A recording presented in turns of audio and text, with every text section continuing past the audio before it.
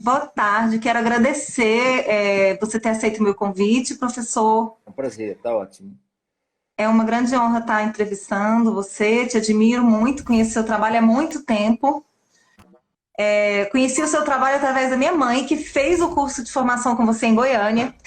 E Ah, aí ela me falou muito bem e eu acabei fazendo o curso de formação também, gente. Quem não sabe, eu também tenho curso de formação de professora de yoga, que eu né? tive a honra de fazer com a equipe do Marcos Rojo em Nazaré Uniluz, que é um centro de retiro maravilhoso, né, no interior de São Paulo.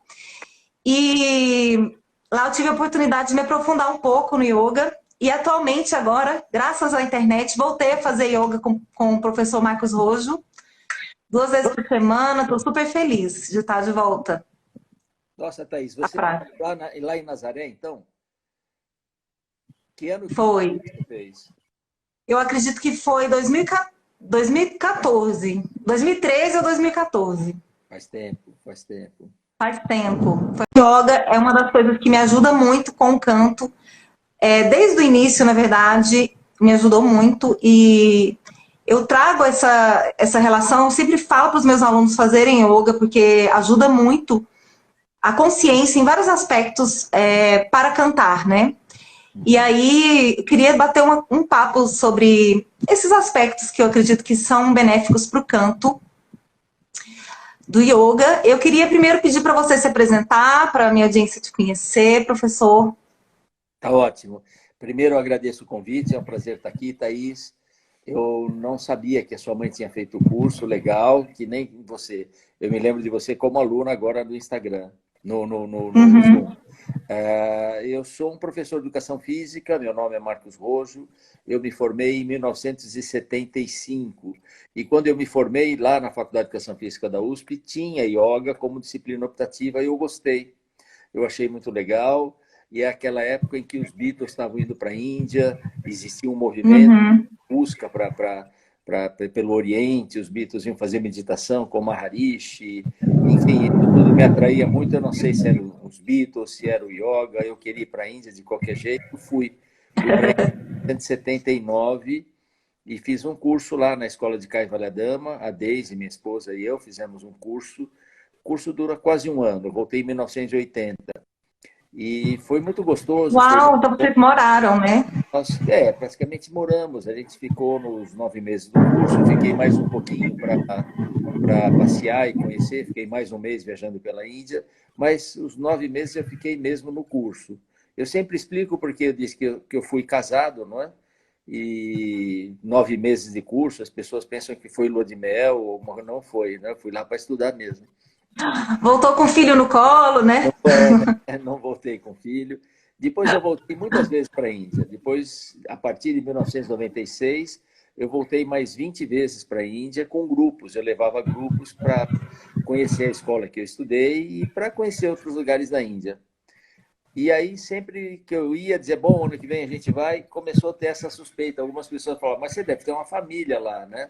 Você deve estar indo levar as latas de leite ninho, você deve ter uma outra família que você vai visitar todo ano, mas não tinha. Então, sempre as pessoas falam alguma coisinha de brincadeira sobre isso. Mas eu estudei yoga, nunca pensei em trabalhar. Eu praticava yoga para mim, era a minha disciplina, eu dava aula já como professor de física, dava aula de ginástica, dava aula de natação, mas eu não pensava em dar aula de yoga. Aí a USP me chamou para trabalhar em 1981, um ano depois que eu voltei da Índia. Eu, naquela época, recusei, disse que não queria. Me chamaram de novo em 82 e aí estou trabalhando com yoga até hoje, para minha alegria. É uma das coisas que eu gosto de praticar, gosto de trabalhar, gosto de estudar. E nunca pensei que fosse estar trabalhando tanto assim com yoga. Viajei muito por conta do yoga, fui a muitos lugares do Brasil, do mundo, enfim. O yoga me deu muita coisa, sou muito grato. E estou aqui falando com vocês com muita alegria, agradecendo o seu convite. Ah, que bacana a história. Muito legal, né? É interessante que as coisas que a gente trabalha despretensiosamente, elas vêm e ficam na vida, né? Incrível isso, É, né? é, sem querer, foi aparecendo. Professor, a primeira pergunta que eu queria fazer é no sentido da transformação que o yoga. Aliás, antes, Tem gente que fala a yoga, tem gente que fala o yoga, tem gente que fala yoga. Se você puder tirar essa dúvida para começar. Eu não vou tirar essa Yoga, dúvida. yoga. Eu vou colocar mais dúvida na cabeça das pessoas. Se você for falar sânscritamente correto, as palavras que terminam em A, elas são masculinas. Então, yoga é uma palavra masculina. Então, É o sânscritamente, a yoga, gente é fala o, né? o. E esse o do yoga é um O mais fechado, se fala yoga. E nem é Yoga. mesmo ga, é ga. Mas eles têm Yoga. uma fonética diferente, eles têm uma formação labial diferente. E se a gente quiser falar sânscritamente correto, aí eu já aconselho que fale tudo sânscritamente correto. Então, não é pranayama, a gente fala Krishna, e essas palavras todas são diferentes, é Krishna. Enfim, como eu não sei sânscrito, estudei pouquinho, só para ter uma base, uma ideia, eu sou a favor de aportuguesar. Então, Uhum. aportuguesar não é uma coisa errada. Como é a regra do próprio português, né? É Exato. essa mesmo, né? Você fala futebol, você escreve futebol, mas não é assim que se escreve em inglês. Nós aportuguesamos Uhum. e não teve problema nenhum, basquetebol. E todas essas palavras a gente aportuguesa e fica bem. Mas com yoga fica sempre essa dúvida, porque tem o que fala yoga, tem o que fala a yoga ou yoga. Enfim, eu acho que cada um vai falar do jeito que quiser, porque não é errado Uhum. portuguesar. Eu acho que eu fiquei no meio do caminho, eu falo o yoga, então é um pouco, né, da gramática sânscrita, porque na nossa língua seria feminino, não é? E ficou essa confusão. Mas eu acho, de vez em quando eu estou dando aula, eu falo de um jeito, eu falo do outro. Quando tem um professor de sânscrito na sala, eu falo diferente. Uhum. Bobagem. Eu acho que, entendendo o conceito, o resto está ótimo. Né? Melhor, né? Não tem, ou seja, não tem muito certo e errado, porque na verdade ninguém consegue pronunciar o sânscrito mesmo. Não existe uma forma em português de pronunciar, né? Um fonema É, diferente, né? A gente para não nós tem é esse fonema, difícil. né? Para nós é difícil, sim. E aí, com Uhum. relação aos E, mantras, a gente quer recitar corretamente, mas precisa de muito treino, muito estudo. O que a gente faz, e eu recito também de vez em quando o mantra na aula, é imitar. A gente acha que está falando, mas é mais ou menos, né? Mais ou uhum, menos. certo. E a outra pergunta, professor, que era a pergunta original mesmo, né? Essa grande transformação que a yoga ou yoga faz na vida da gente.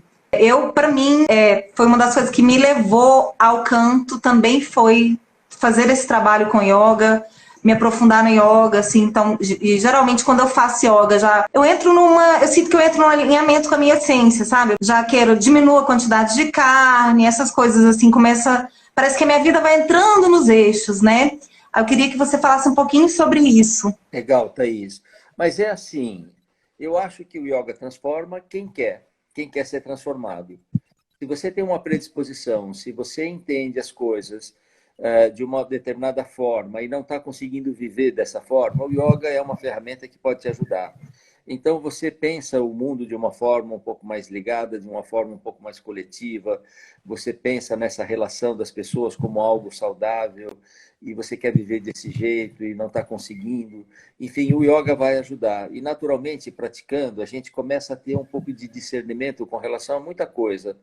Mesmo que você não estude a filosofia ou não siga determinados preceitos, a questão da não violência aparece, a questão da cordialidade aparece. Essas questões vão aparecendo na vida do praticante, porque quando você faz a prática, quando você faz os exercícios no seu tapetinho, você se organizou lá na sua sala, você tem um lugarzinho, você começa a fazer, você está treinando com você mesmo a cordialidade, você está treinando com você mesmo o respeito, você está treinando com você mesmo a não violência. Ou seja, eu não fico brigando com o meu corpo quando eu faço yoga, eu não fico brigando com a minha respiração quando eu faço yoga, eu não fico brigando com a minha mente quando eu faço yoga. Então, eu começo a desenvolver esse aspecto de cordialidade, de respeito comigo mesmo. E depois não é tão difícil começar a ver o outro de uma outra forma, ter um pouco mais de compaixão. Compaixão não é ter dó do outro, mas olhar o outro como a gente olha a si mesmo, entender que os desejos deles são os nossos e aprender a conviver com as diferenças, respeitar as diferenças. As pessoas são diferentes. E no começo, talvez, a gente não entenda muito esta relação, como que a prática de exercícios pode nos modificar, mas fazendo isto com você, através dos exercícios, isto fica um pouco mais fácil de ser assimilado naquilo que a gente chama do yoga das 23 horas. Ou seja, você tem yoga do tapetinho que você faz e tem o yoga depois do tapetinho, como é que você fica nessas horas.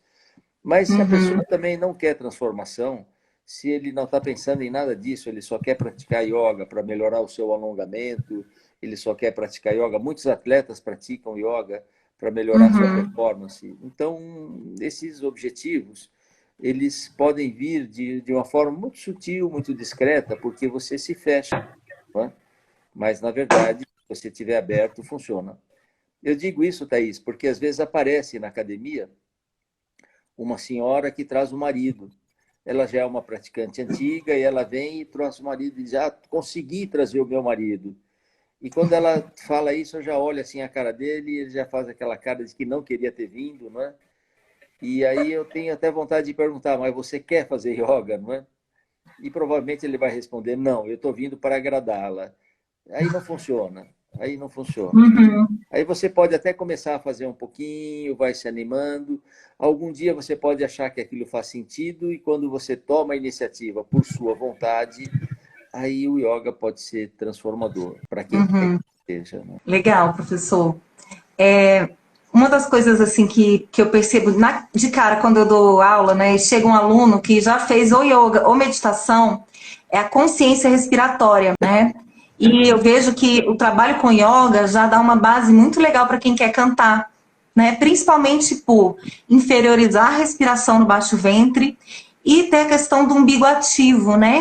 Então, é muito legal isso, né? Essa consciência respiratória. Eu queria que você falasse um pouco sobre esse trabalho da respiração no yoga.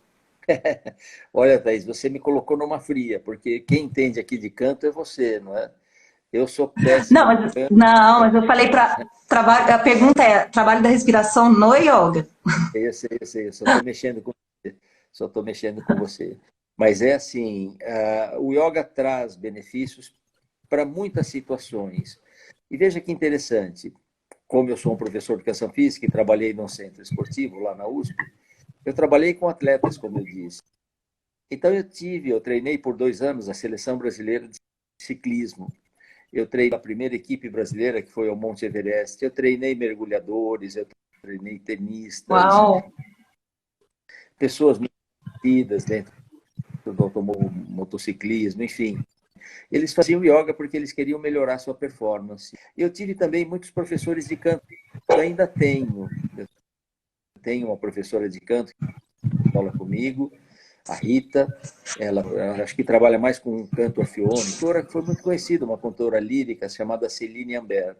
A Celine Ambert foi minha aluna por muito tempo e ela cantava música, enfim, música clássica, ópera, não é? E todos eles diziam que ajudava muito o yoga, mas eu não sei, porque quem faz essa conexão é quem entende dessa outra modalidade. Sim, Assim como sim. ciclistas dizem assim, o yoga ajuda muito no ciclismo. Eu não sei, porque eu não sou um ciclista. O yoga ajuda muito no mergulho. Eu não sei, porque eu não sou mergulhador. Mas não existe um yoga diferente para o ciclista, para o cantor, não existe um yoga diferente. Existem alguns aspectos que são dados na prática e que eles podem depois ser assimilados na sua área, na sua estratégia, na sua disciplina, naquilo que ele tem como seu hobby, como seu treino. Então, aquilo que você falou primeiro, consciência respiratória é um fator importante. O que é consciência respiratória? Saber respirar, como você disse, fazer uma respiração mais baixa, uma respiração média, uma respiração alta, ter um pouco mais de domínio dos movimentos respiratórios, ter boa amplitude respiratória, boa ventilação, um bom funcionamento e boa mecânica dessa musculatura. O diafragma vai funcionar muito bem, a postura melhora e tudo para ritmos muito mais longos, por isso os mergulhos, porque eu também mudo meu estado emocional. Quando a gente está um pouco mais agitado, um pouco mais nervoso, a nossa respiração apresenta um ritmo. Quando a gente canta, a gente interfere na respiração. O canto é uma forma de interferir na respiração. E você pode interferir com muito mais qualidade quando você está com o seu emocional mais controlado. Então, você tem um controle emocional através das práticas de relaxamento e meditação. A gente pode trabalhar mais, pode trabalhar melhor. Eu vou te contar a minha primeira experiência do canto, para você ver que foi terrível. Eu era pequenino, devia estar no primeiro. E isso, naquela época, a gente entrava na escola com 7 anos de idade. Mas como eu faço aniversário em dezembro, eu entrei na escola com 6 anos de idade. Eu entrei no ano que eu faria aniversário, mas no começo do ano eu ainda tinha 6 anos, só fui fazer aniversário no final do ano. Uhum. E aí nós tínhamos aula de música na escola. Eu tinha uma professora, chamava Dona Jair, e falou, vamos cantar o hino nacional. E nós tínhamos uns cadernos, naquela época, era um caderno meio padrão, atrás do caderno tinha um hino. Então ela falou, vira aí, você mal sabia ler. E ela começou a reger, e eu comecei a cantar, mas eu estava muito... E aí logo ela disse, falou assim, para, aquele loirinho lá, que era eu, e o outro ali, vocês não precisam cantar, vocês só vão mexer a boca assim, tá bom? E eu passei o hino todo fazendo sem cantar. Dali para frente eu nunca mais cantei, Thaís. Nem aniversário, nem parabéns a você, eu não canto mais. Né? Então, quando você diz... Eu estou rindo aqui, mas não tem muita graça, né, professor? Porque eu recebo mensagens quase todos os dias de gente falando assim, eu acho a minha voz feia, me falaram que a minha voz é feia, depois eu nunca mais cantei, né? Como marca profundamente. A voz tem essa... É muito íntimo, né? Então, se alguém fala alguma coisa da sua voz, fica aquela dor, né? É verdade, é verdade. Fica aí. Eu vi uns trovões. Você mora onde? Onde você está? Eu moro em Brasília. Brasília. Nós estamos longe, Thaís. Caramba. Que É... legal. Você mora em São Paulo, Bom, capital, né?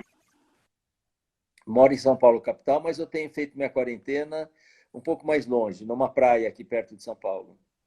Mas Que hoje eu estou em São Paulo. maravilha! Hoje eu estou em São Maravilha! Paulo. É bom, é bom.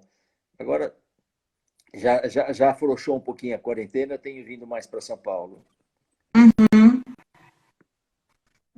eu Então, o que a te gente ouço bem, está falando? Thaís. Eu te ouço bem. Da questão da voz, né? É engraçado que a yoga ou yoga usam também a voz, né, professor? Os mantras, né? O canto, ele é inerente à yoga, faz parte da prática, né? O Om. Olha, exato. Existe um lado do yoga mais devocional que se chama Bhakti Yoga.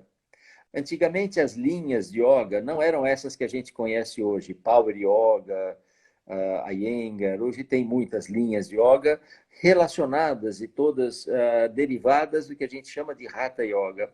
Mas as linhas tradicionais de yoga, elas são divididas assim: Karma Yoga, é a yoga da ação, é a yoga do trabalho, é a yoga do trabalho filantrópico, trabalho desinteressado. Jnana Yoga, o yoga do estudo, é o yoga do estudo das escrituras. Hatha Yoga, o yoga do corpo. Raja Yoga, da meditação. Mas existe o Mantra Yoga, sem dúvida, mas existe Bhakti Yoga. Bhakti Yoga é o yoga da devoção. O que é o yoga da devoção? Todos os yogas têm alguma coisa em comum. O que é comum é o estado da mente. Nós buscamos o mesmo estado através de diferentes possibilidades. Uma delas é o lado devocional. Uma dessas possibilidades, uma dessas ramificações de yoga é o Bhakti Yoga.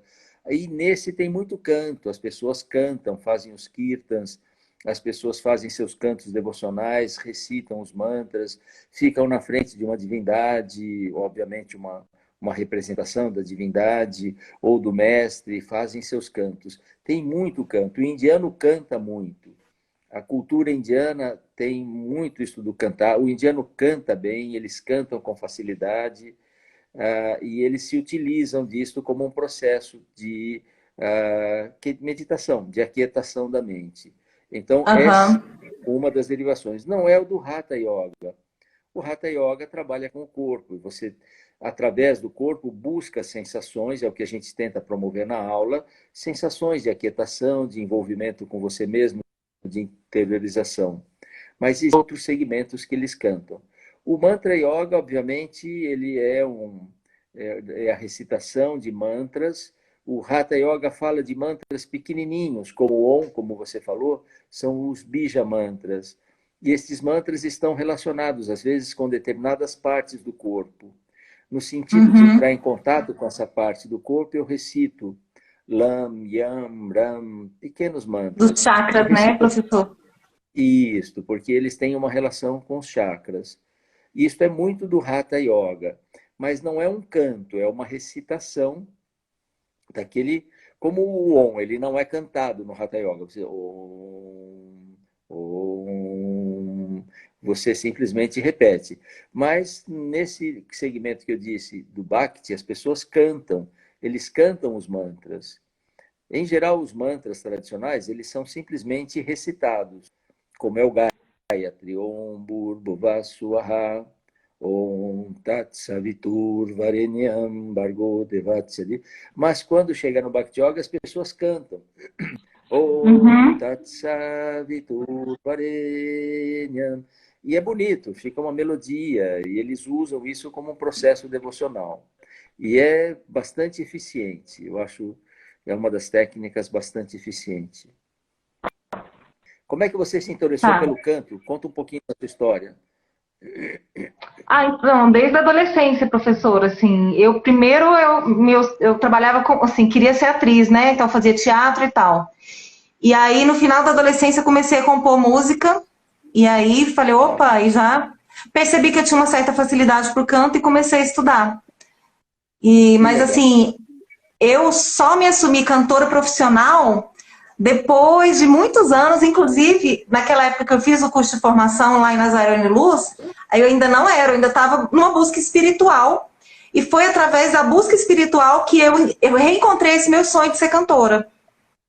Então, na verdade, eu vejo que a yoga me ajudou, que meditação, fiz vários retiros que me ajudaram a me conectar com a minha essência. E aí lá tava, ó, é isso mesmo. Por mais assim que eu tenha lutado contra, por ter um mercado muito difícil, né? É uma profissão inusual, assim, né? Incomum, né, professor? Que legal. E você compõe também, Thaís? Componho. Que legal. Eu não sabia desses seus méritos. Eu tenho discos gravados, já fui finalista Sério? de festivais. Uhum. Nossa, eu não E sabia além nada disso, eu sou disso. professora, né? Eu trabalho como professora de canto também. Que legal. A gente pode trocar. Deixa eu entrevistar você, porque eu não sabia nada disso. Vou trocar o papel.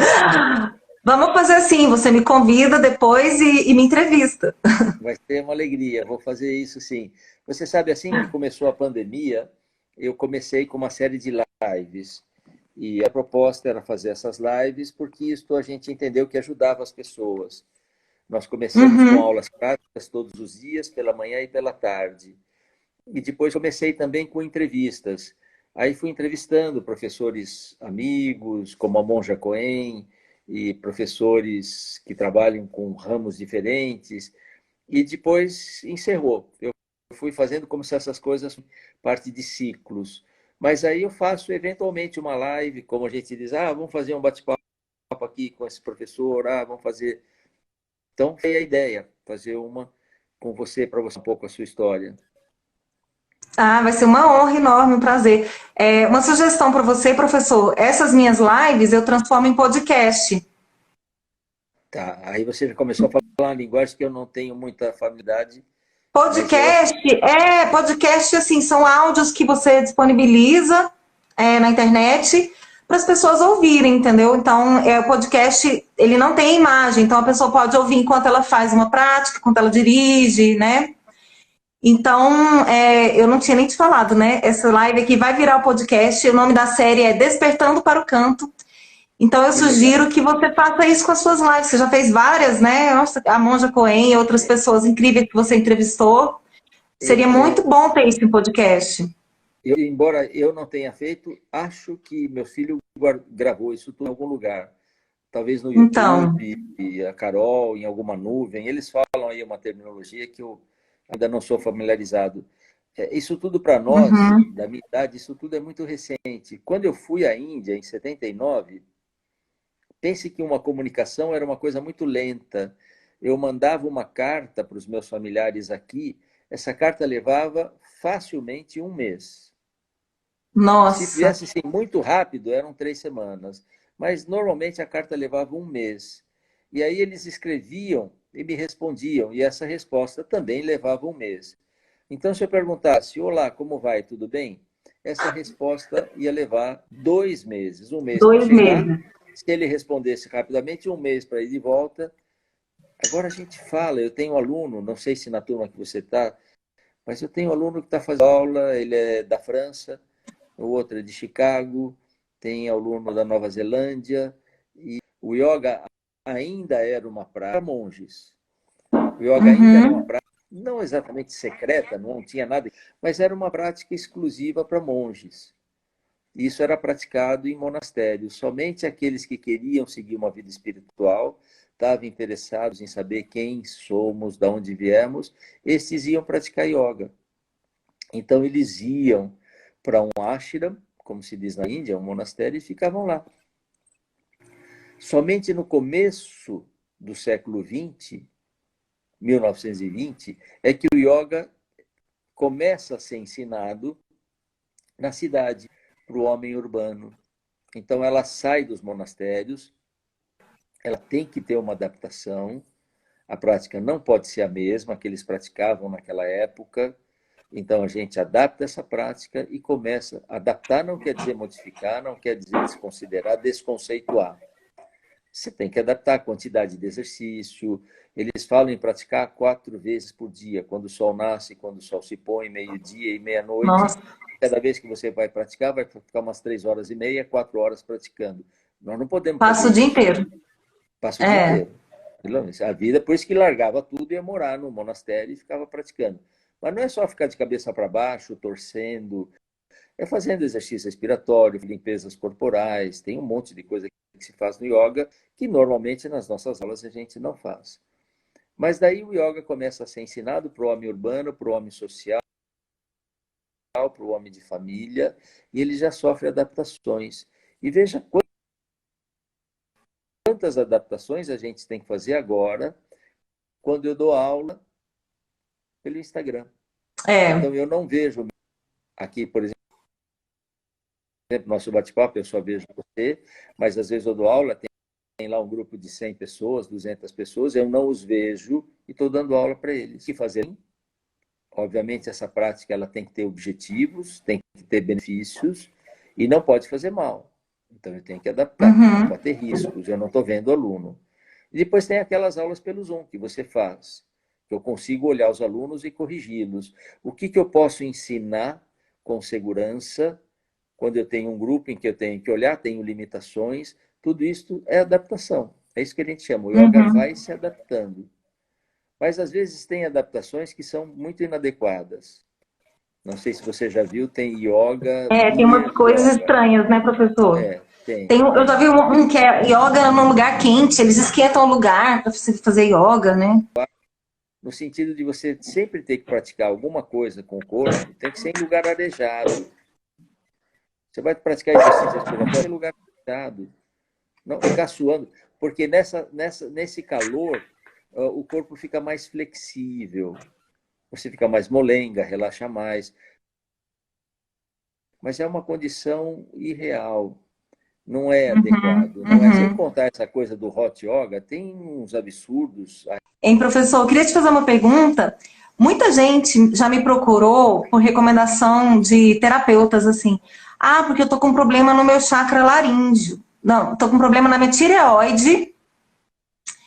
E aí, o terapeuta fala, não, vai fazer aula de canto para liberar aqui alguma tensão, alguma coisa que fica presa, né? E é engraçado que a gente tem a glândula tireoide, tem a cartilagem tireoide, que, na verdade, assim, a tireoide, a glândula, que é o que as pessoas conhecem, mas ela não impacta diretamente no canto. Mas as duas estão nesse chakra laríngeo, né? E aí eu queria saber, assim, se eu poderia falar um pouco sobre essa questão do chakra laríngeo, não sei se por Patanjali, sei lá, alguma consideração sobre o chakra laríngeo. Olha, Thaís, você citou o Patanjali. Patanjali não fala dos chakras. Ah, não Patanjali fala? não fala dos chakras. Isto é mais uma linguagem própria do Hatha Yoga. Patanjali, ele sabia disto. Obviamente, isso pertencia à cultura indiana. Não é só o yoga que fala dos chakras, não é só o yoga que fala das correntes de energia. A medicina ayurvédica também Uhum, fala, a cultura indiana também fala. Então, óbvio que Patanjali conhecia isto, mas no texto de Patanjali, que é um texto de mais ou menos 2000 anos, não aparece essa palavra, não aparece referências a isto. Patanjali uhum, fala muito de meditação e de comportamento.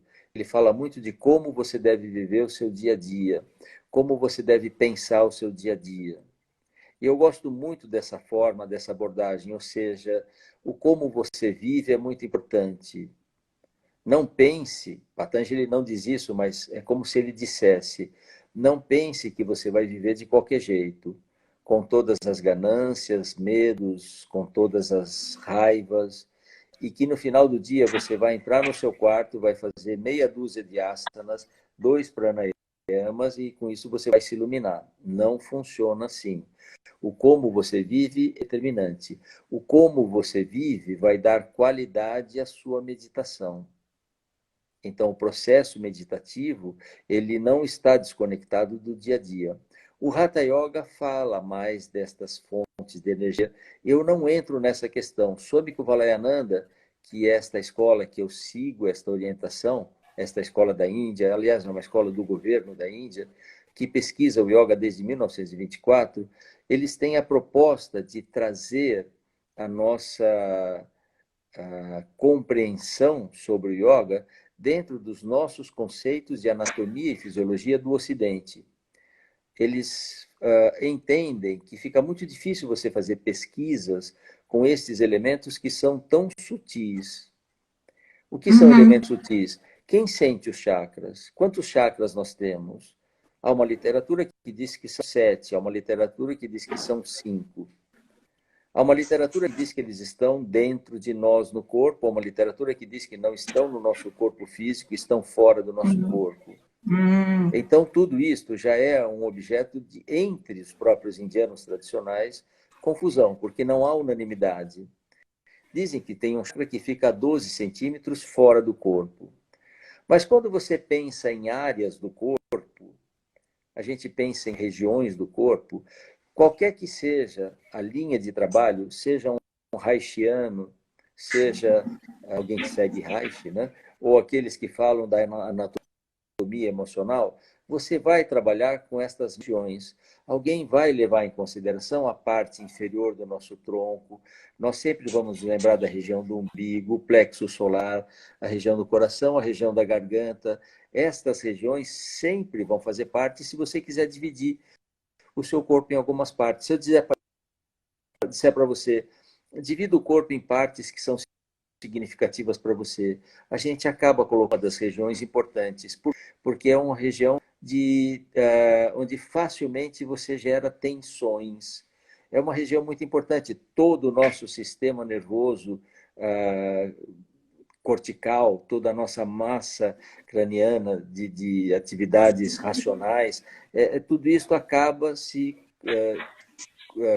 não comprimindo, mas se afunilando e passando pelo pescoço e se distribuindo pelo corpo.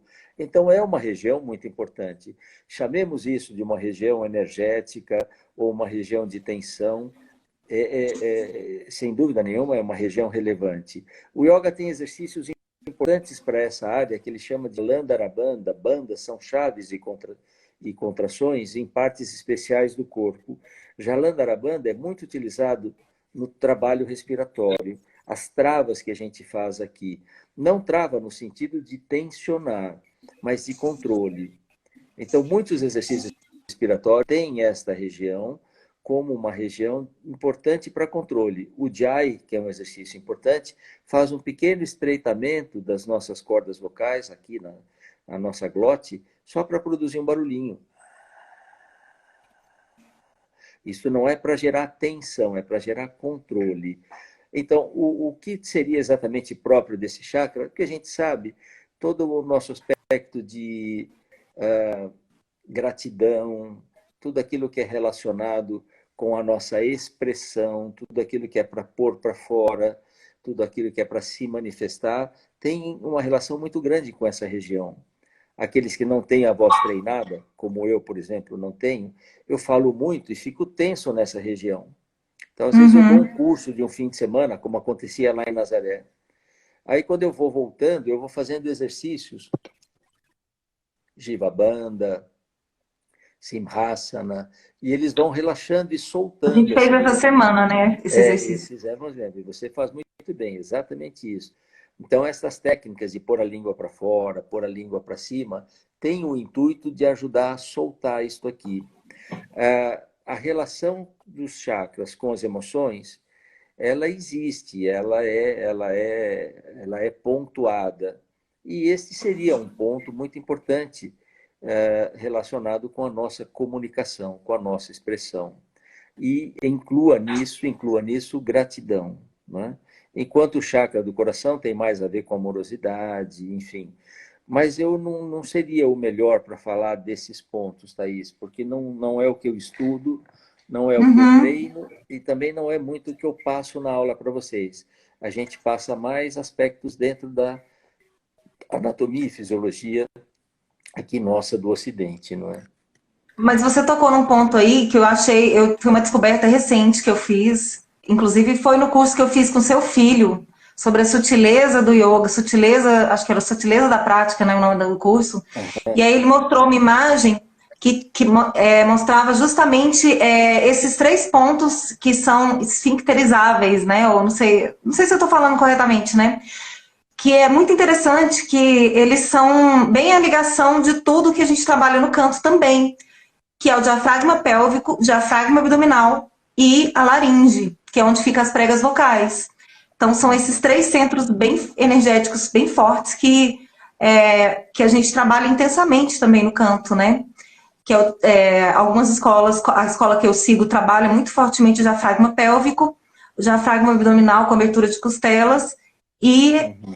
onde o som é produzido, né? Então, achei muito interessante essa relação.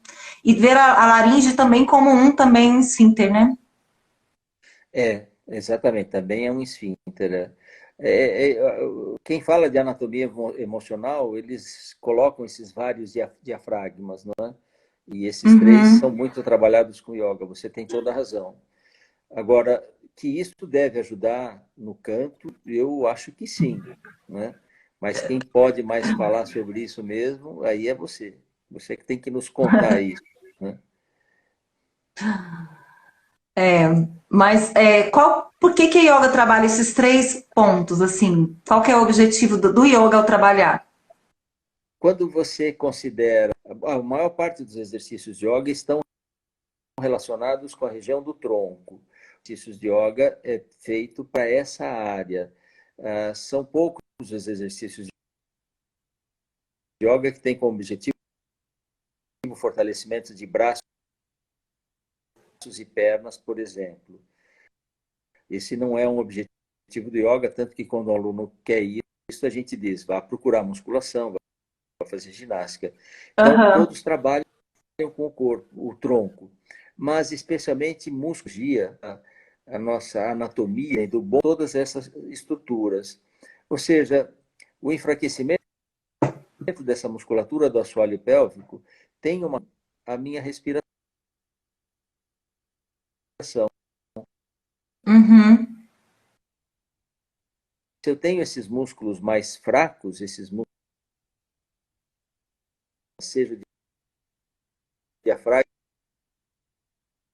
pélvico, seja o diafragma aqui da região torácica, ou esse diafragma mais em cima, ineficiência na minha respiração. Então é assim, para mim estou vendo trabalhado no yoga sempre é a expiração.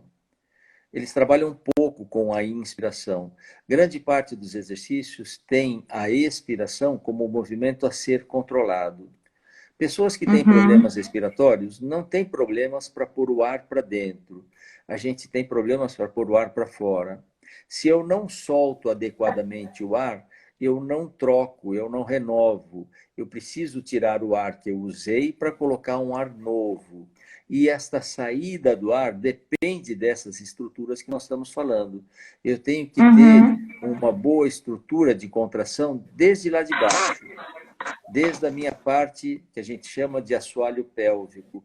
Esta contração que vem desde lá de baixo me permite soltar o ar adequadamente e aí facilmente eu vou conseguir colocar um ar novo.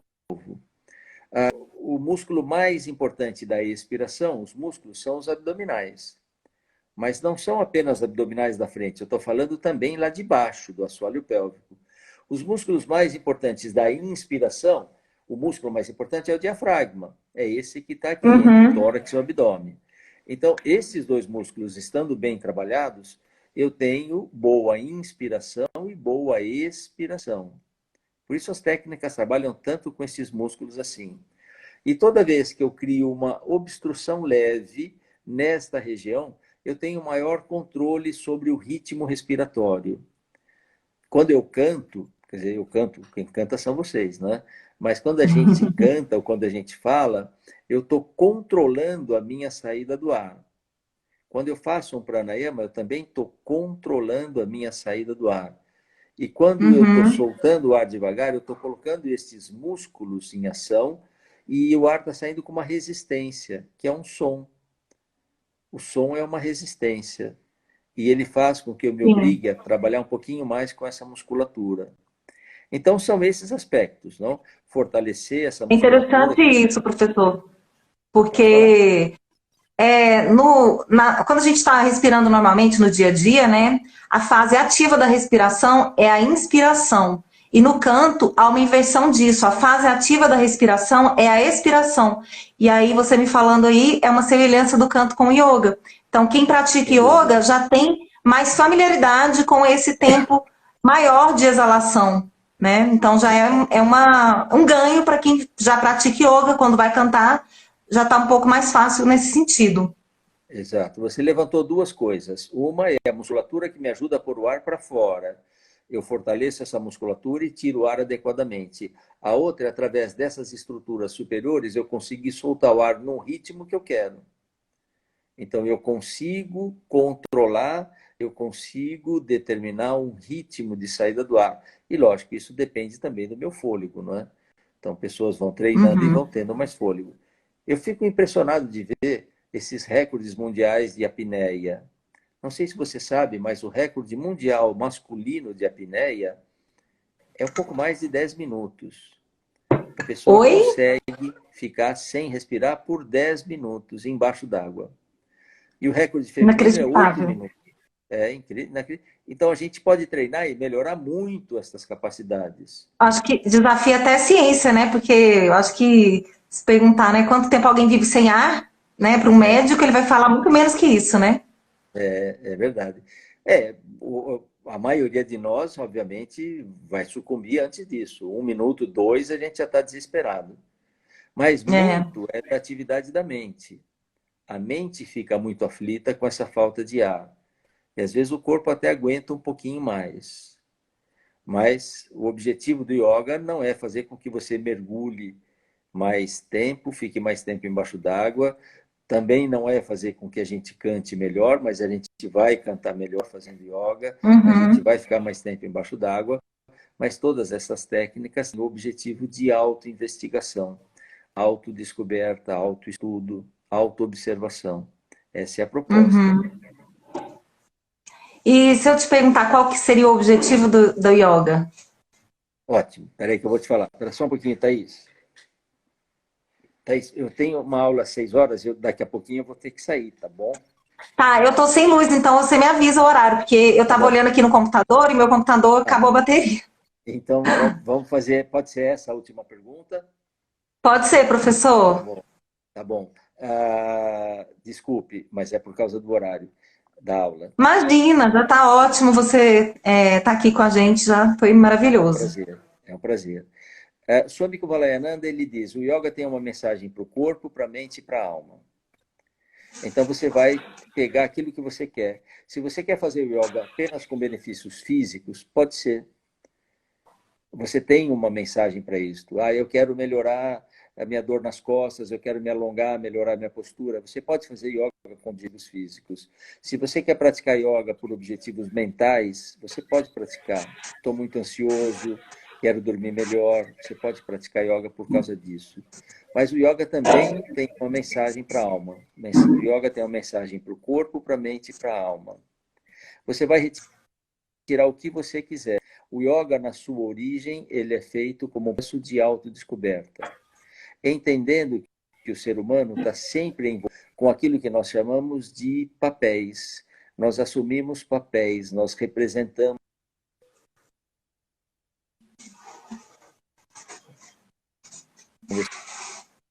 Conversando com você, conversando com as pessoas que nos ouvem. Mas isso é um papel. Daqui na aula, e o meu papel é professor. Eu termino a aula na frente do meu. Representa papéis. Mas quando nos esquecemos do que somos em essência,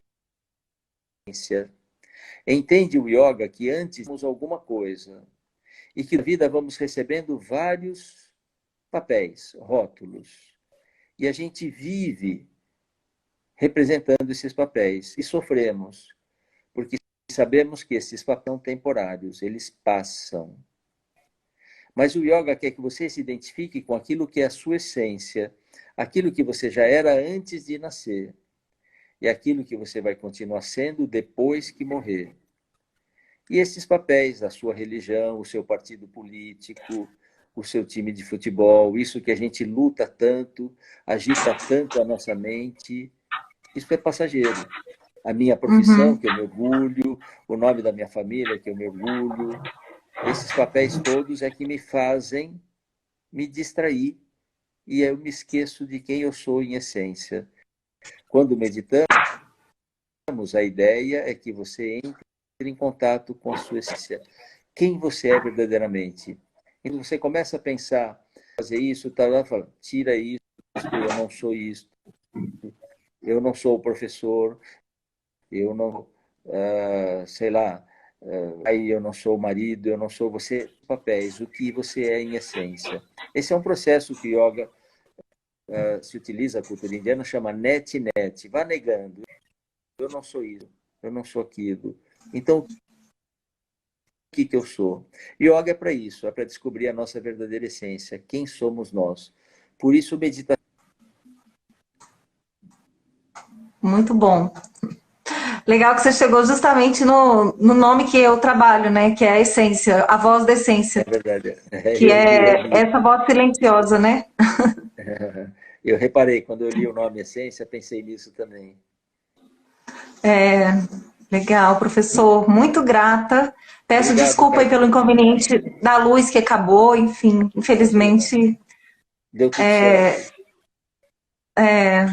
Um prazer enorme, uma honra enorme, fico muito grata e Obrigado, Thaís. Obrigado. Foi uma alegria. muito grata também por poder fazer yoga com você 2 vezes por semana, que está sendo excelente. Um privilégio para mim ter uma aluna como você. Obrigado, Thaís. Tá certo, obrigado. Professor. Um obrigado, grande abraço. Muito obrigada. Obrigado. Boa aula para você. Obrigado. Tchau. Thaís. Um beijão. Tchau, tchau.